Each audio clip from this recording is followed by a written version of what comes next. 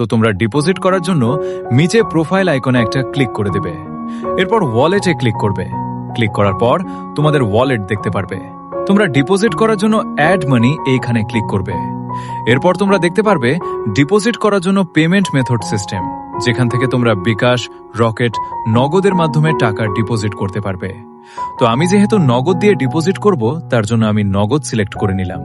তো নগদ সিলেক্ট করার পর নিচে একটা নাম্বার দেখতে পারবে। নাম্বারের পাশে কপি লেখার উপর একটা ক্লিক করে দেবে। তারপর নাম্বারটা কপি হয়ে যাবে। এরপর তোমরা তোমাদের নগদ অথবা বিকাশ, তোমরা যেটা দিয়ে ডিপোজিট করতে চাও ওটা ওপেন করে নেবে। তো আমি যেহেতু নগদ দিয়ে ডিপোজিট করব, তার জন্য আমি আমার নগদ অ্যাকাউন্টে চলে আসছি। এরপর সেন্ড মানিতে ক্লিক করে যে নাম্বারটা টুর্নামেন্ট অ্যাপ থেকে কপি করে এনেছি, ওই নাম্বারটা এখানে পেস্ট করে দিব। নাম্বারটা দেওয়ার পর এইখানে একটা ক্লিক করে দেবেন। এরপর আপনাদের সামনে আরেকটা ইন্টারফেস আসবে। এইখানে হচ্ছে আপনারা টুর্নামেন্ট অ্যাপে কত টাকা ডিপোজিট করতে চান ওই পরিমাণ লিখে দেবেন। তো আমি 20 টাকা ডিপোজিট করব, তার জন্য 20 টাকা লিখে দিলাম। এরপর নিচে পরবর্তীতে ক্লিক করবেন। ক্লিক করার পর আপনাদের সামনে আরেকটা নতুন ইন্টারফেস চলে আসবে।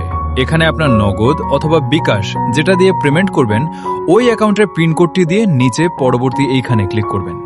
এরপর নিচে ক্লিক করে ধরে রাখবেন। তারপর আপনাদেরকে একটি ট্রানজ্যাকশন আইডি দেওয়া হবে।